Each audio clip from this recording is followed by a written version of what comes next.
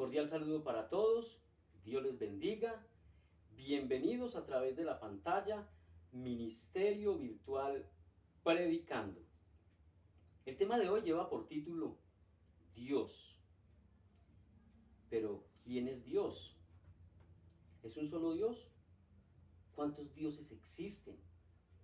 ¿De acuerdo a cada cultura?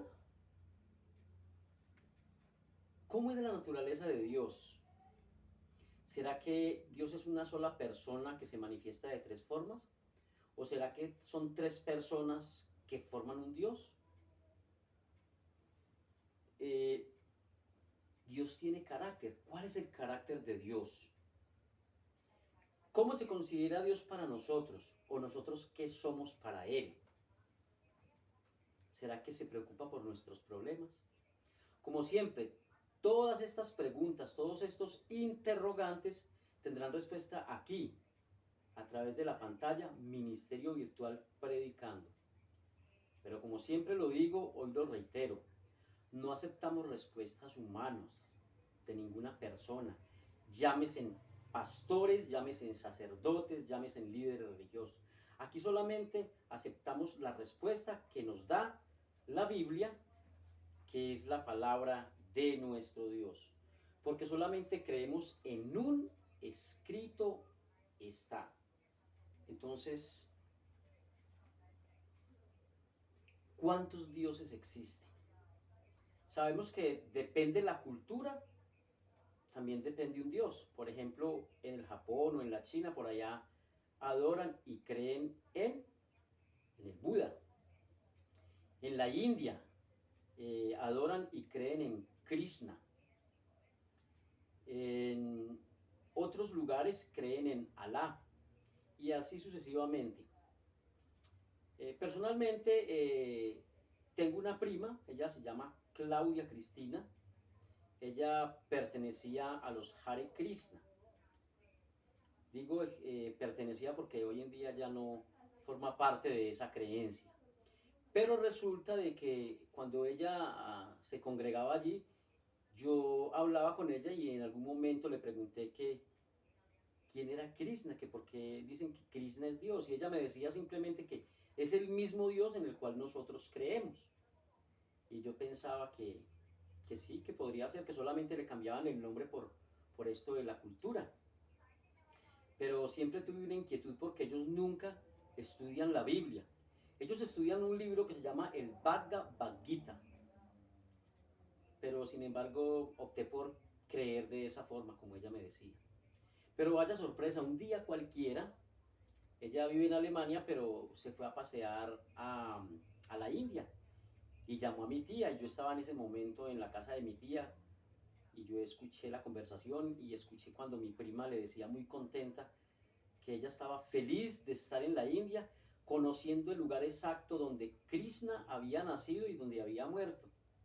Y entonces yo entendí que no es el mismo Dios en el cual nosotros creemos, porque el Dios en el cual yo creo no tiene principio ni tiene fin. Realmente tenemos que mirar cuál es la respuesta que nos da la Biblia referente a esta pregunta. ¿Cuántos dioses existen? En el libro de Efesios, en el capítulo 4 y el versículo 6, nos dice la palabra de Dios. Efesios 4, 6. Un solo Dios y Padre de todos, el cual está en todos, por todos y en todos. Ahí está la respuesta clara. Un solo Dios y Padre de todos. Pero ¿cómo es la naturaleza de Dios? Dios tiene que tener su naturaleza. ¿Cuál es la naturaleza de Dios? En el libro de San Juan, en el capítulo 4, San Juan capítulo 4 y el versículo 24 encontramos la respuesta. ¿Cuál es la naturaleza de Dios? Responde la Biblia. Dios es espíritu y los que le adoran en espíritu y en verdad es necesario que adoren. Esa es la naturaleza de Dios. Dios es espíritu. Por eso es que no le podemos ver. Preguntas sencillas, respuestas contundentes que da la misma palabra de Dios.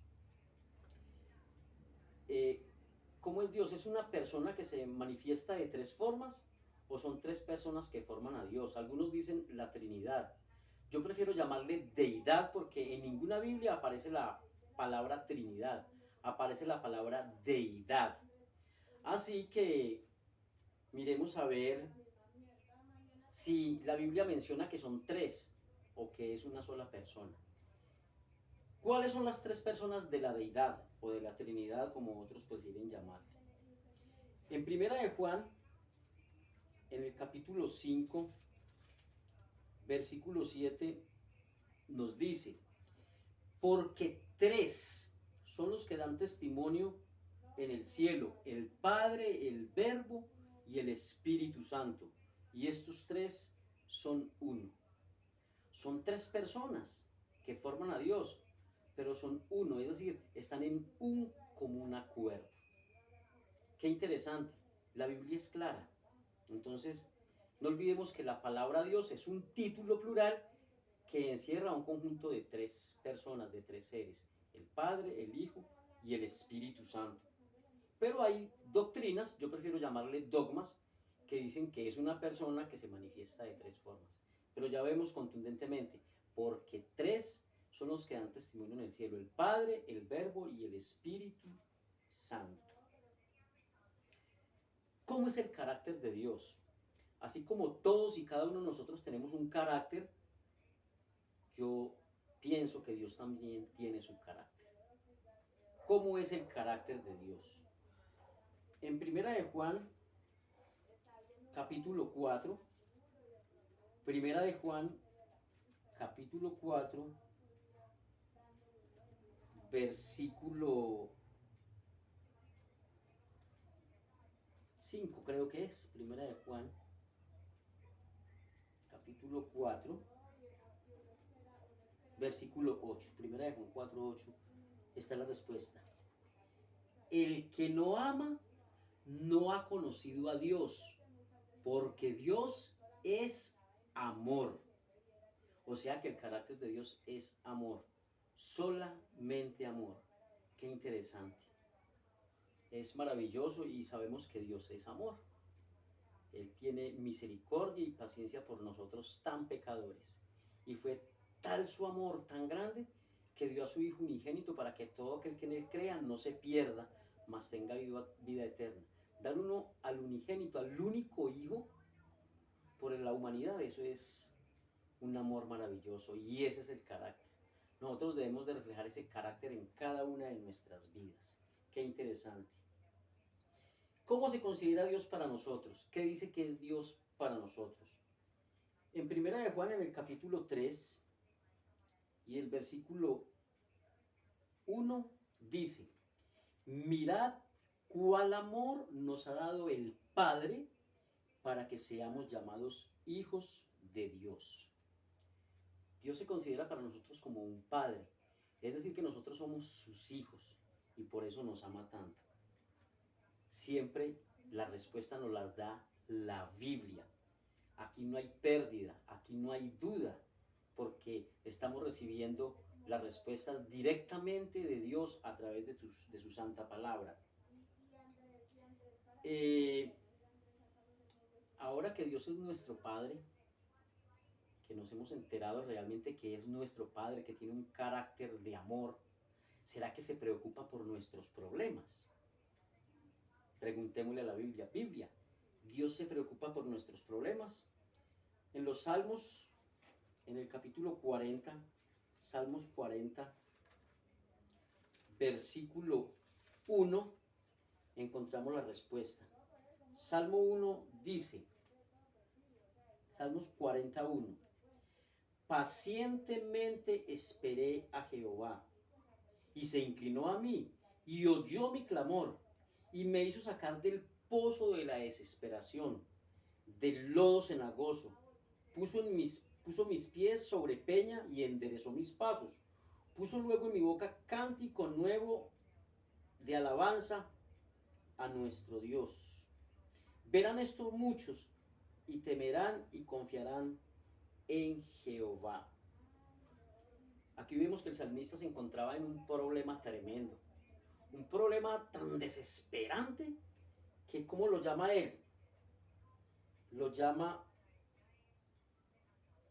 pozo de desesperación, lodo cenagoso. ¿Cómo sería el problema de grande?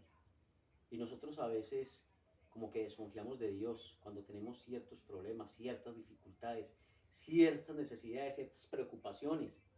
Pero mire que el salmista fue paciente porque es que el tiempo de Dios es perfecto. Pacientemente esperé a Jehová y me hizo sacar del pozo de la desesperación, del lodo cenagoso. Puso mis pies sobre una roca, enderezó mis pasos, puso en mi boca cántico nuevo de alabanza.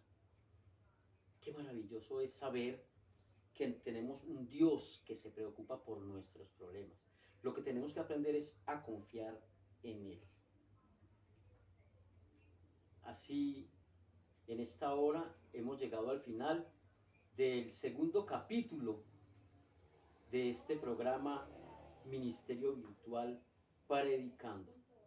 Tendremos luego un capítulo más y ahí tendremos un tema diferente, unas preguntas diferentes que le haremos a la palabra de Dios, porque será ella quien nos responda. Que el Señor nos bendiga y nos ayude a estar siempre de la mano de ese Dios, de ese Padre de amor. Bendiciones para todos.